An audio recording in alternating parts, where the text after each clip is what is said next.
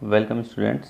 आज की क्लास में हम सीखेंगे लीनियर इक्वेशंस इन 3 वेरिएबल्स, मतलब 3 वेरिएबल वाली लीनियर इक्वेशंस को, या 2 वेरिएबल वाली भी लीनियर इक्वेशन अगर हैं तो उनको मैट्रिक्स मेथड से कैसे सॉल्व किया जाएगा। देखिए, जैसे अभी मैं 3 वाला सिखा देता हूँ डायरेक्टली, 2 वाला भी इसी तरीके से है। अगर 2 वेरिएबल हैं तब भी ऐसे ही सॉल्व होगा, 3 वेरिएबल है तब भी ऐसे ही सॉल्व होगा। ठीक है ना।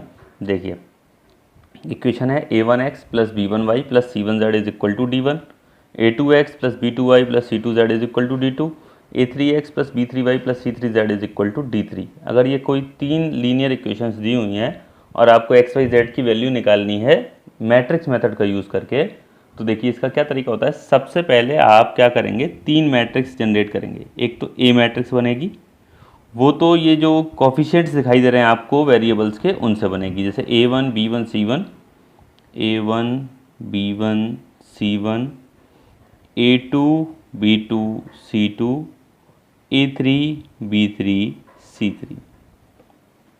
सबसे पहले a मैट्रिक्स बनाया, एक मैट्रिक्स x बनाएंगे और उसमें ये x y z ये तीनों वेरिएबल आ जाएंगे, कॉलम मैट्रिक्स बनेगी।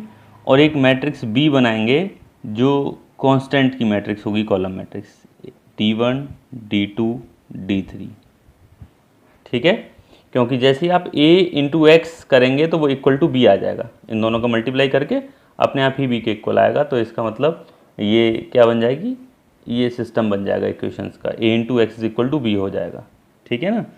तो आपको अब क्या करना है, सबसे पहले आप निकालेंगे determinant of a। Determinant of a, तो a का जब डिटर्मिनेंट्स फाइंड करेंगे आप, तो वो किस टाइप का निकल के आएगा, या तो 0 आएगा या नॉन ज़ीरो आएगा। अगर 0 आ गया तो इस इक्वेशन का कोई भी सॉल्यूशन यूनिक सॉल्यूशन नहीं होगा। अगर नॉन ज़ीरो आया, यानी कि ये डज नॉट इक्वल टू 0 आया, तो ये कैसी मैट्रिक्स हो जाएगी, नॉन सिंगुलर। और नॉन सिंगुलर होगी तभी इसको हम सॉल्व करके एक सॉल्यूशन निकाल सकते हैं। ठीक है ना। तो पहले मैं इसी का तरीका बताता हूँ। नॉन सिंगुलर है, मान लो हमने डिटरमिनेंट फाइंड किया और वो क्या आया, 0 नहीं आया, कुछ भी आ गया, 1 2 3 माइनस में प्लस में किस टाइप का भी नंबर आ गया। अब हम इसको सॉल्व करेंगे। आगे कैसे करेंगे कि डिटरमिनेंट की हेल्प से फिर हम इसका ए इनवर्स फाइंड करेंगे। ए इनवर्स जो मैंने आपको तरीका बताया था, A inverse is equal to 1 upon determinant of A into adjoint of A. इस मेथड से आप क्या फाइंड कर लेंगे, ए इनवर्स फाइंड कर लेंगे। ठीक है। अब ए इनवर्स जैसे ही आपको मिलेगा तो फिर आपको वैल्यू चाहिए इन वेरिएबल्स की, तो x is equal to A inverse b। इस ए इनवर्स का मल्टीप्लाई किससे कर देंगे, b से। तो जो मल्टीप्लाई होके यहाँ जो रिजल्ट आएगा वो एक कॉलम मैट्रिक्स बन जाएगी। यहाँ जो कॉलम मैट्रिक्स होगी उसको x से कंपेयर कर देंगे, क्योंकि x के अंदर भी कॉलम मैट्रिक्स है ये। तो इनको कंपेयर कर देंगे, x की वैल्यू, y की वैल्यू और z की वैल्यू यहाँ मिल जाएंगी आपको, 1 2 3। ये तरीका तो हो गया नॉन सिंगुलर के लिए, क्योंकि उसका यूनिक सॉल्यूशन निकलेगा। अब बाई चांस अगर ऐसा होता है कि determinant of a is equal to क्या आ जाता है, 0 आ जाता है। अगर डिटर्मिनेंट ऑफ a क्या आ जाता है, 0, तो ये मैट्रिक्स कैसी हो जाएगी, सिंगुलर हो जाएगी। और सिंगुलर मैट्रिक्स अगर है तो फिर आपको क्या करना है, आपको यहाँ पर फिर 2 केस बनेंगे। पहला केस तो ये होगा कि आप एडजॉइंट ऑफ a का मल्टीप्लाई करेंगे b से। अगर एडजॉइंट ऑफ a का मल्टीप्लाई b से करने के बाद result does not equal to 0 आता है, तो इसका मतलब इसका नो सॉल्यूशन होगा, कोई भी सॉल्यूशन नहीं होगा, और ये सिस्टम कैसा हो जाएगा, इनकंसिस्टेंट हो जाएगा। ठीक है। और सेकंड केस ये होगा कि अगर adjoint of a into B करने के बाद 0 आ जाता है, तो फिर इस इक्वेशन के या तो इनफाइनाइट सॉल्यूशन होंगे या फिर नो सॉल्यूशन होगा। यानी कि इसके बारे में फिर आप क्लियर नहीं कर सकते कि इसके कितने सॉल्यूशन होंगे। हाँ, बस ये पता लग जाएगा कि यूनिक सॉल्यूशन नहीं है इसका, इनफाइनाइट होंगे या फिर नो सॉल्यूशन होगा। इस कंडीशन में कंसिस्टेंट भी हो सकता है या इनकंसिस्टेंट भी हो सकता है, कुछ भी हो सकता है, इसमें कुछ भी क्लियर नहीं किया जा सकता। लेकिन इस केस में हम क्लियर कर सकते हैं कि इसका नो सॉल्यूशन होगा और इक्वेशन कैसी होंगी, इनकंसिस्टेंट होंगी। और ऊपर वाले कंडीशन में तो यूनिक सॉल्यूशन निकलेगा तो कंसिस्टेंट होंगी ही होंगी। ठीक है। अब एक एग्जाम्पल ले लेते हैं और उसको सॉल्व करके हम आपको दिखा देते हैं, ठीक है। देखिए क्वेश्चन है, the sum of the 3 numbers is 6। 3 नंबरों का सम 6 है। If we multiply third number by 3 and add second number to it we get 11। अगर हम तीसरे वाले नंबर में 3 का मल्टीप्लाई करके और उसको दूसरे नंबर से ऐड कर देते हैं तो 11 सम आता है। By adding first and third we get double the second. अगर हम पहले और तीसरे नंबर को ऐड करते हैं तो हमें सेकेंड वाले के डबल के बराबर आंसर मिलता है। तो आपको नंबर फाइंड करने हैं। तो हमने नंबर मान लिए, let the numbers be x, y and z। 3 number हमने मान लिए, एक x, एक y और एक z। तो सबसे पहली कंडीशन में कह रहा था the sum of the 3 numbers is 6, यानी कि तीनों नंबर्स का सम कितना है, 6 है। ये तो आपकी फर्स्ट इक्वेशन बन गई। अब सेकंड कंडीशन क्या कह रहा है वो, if we multiply third number by 3। अगर हम तीसरे नंबर में 3 का मल्टीप्लाई करते हैं तो तीसरा नंबर हमारा क्या है, z, और उसमें मल्टीप्लाई किसका किया, 3 का।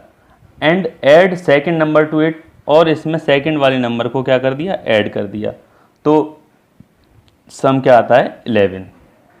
ठीक है, ये इक्वेशन नंबर सेकेंड।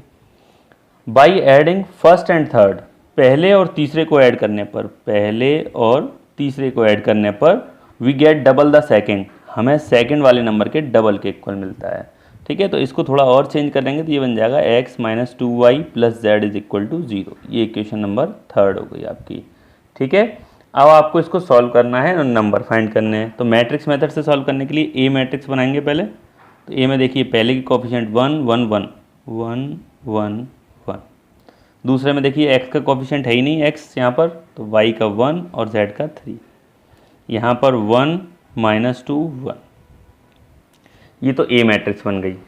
एक एक्स मैट्रिक्स बनाने के लिए बोला था आपसे, तो एक्स मैट्रिक्स हो गई एक्स वाई जेड, और एक मैट्रिक्स बी बनानी थी तो वो हो गई आपकी कोफिशिएंट क्या है यहाँ पर, कांस्टेंट 6 11 और 0, कांस्टेंट भी मिल गया आपको।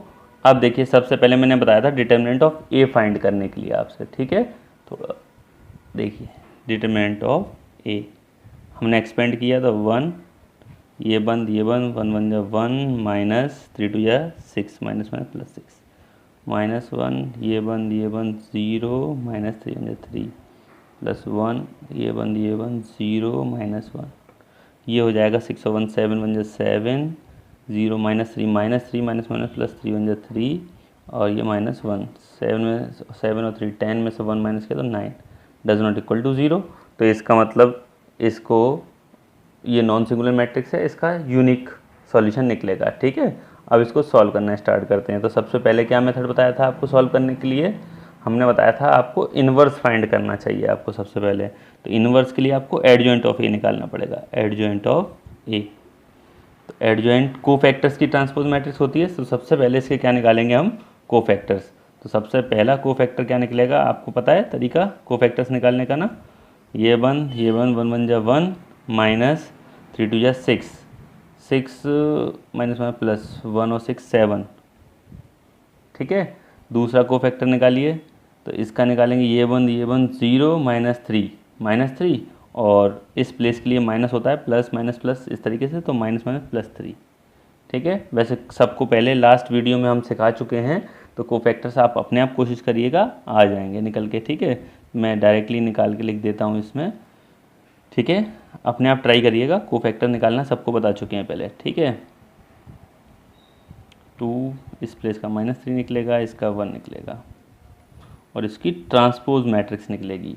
अब इसका ट्रांसपोज निकालेंगे तो क्या होगा, ये जो रो है ये कॉलम बन जाएगी 7 3 -1 -3 0 3 और 2 -3 1। ये क्या निकल के आ गया, एडजॉइंट ऑफ ए निकल के आ गया। ठीक है, अब यहीं हम ए इनवर्स फाइंड करके लिख देते हैं। ए इनवर्स का तरीका क्या बताया था, 1 upon determinant of A into adjoint of A. ठीक है, यानी कि 1 अपॉन 9, और मैट्रिक्स बन गई 7 3 -1 -3 0 3 और 2 -3 और 1। ठीक है, ये आपका क्या निकल के आ गया, ए इनवर्स। देखिए ए इनवर्स मिल गया आपको। अब आपको क्या निकालना था, x की वैल्यू। तो x इज इक्वल टू क्या बताया था आपको, ए इनवर्स बी। ठीक है, तो x is equal to A inverse 1/9, matrix आपकी 7 3 -1 -3 0 3 और 2 -3 1। ठीक है, मल्टीप्लाइड बाई बी। बी क्या थी आपकी 6 11 0। ठीक है, इसको हटा देते हैं अब। ठीक है जी, अब आपको क्या करना रह गया, केवल इनका मल्टीप्लाई। ठीक है, अब इसका मल्टीप्लाई करते हैं अगर, तो देखिए x की वैल्यू पुट कर दीजिए, x y z 1/9 और अंदर मल्टीप्लाई करना सिखाया था आपको, 7 6 42 -11 3 33 प्लस 0। ठीक है, 18 प्लस 0 -0। ठीक है, और इसके बाद -6 11 3 33 और 0, ये आ गया 1/9।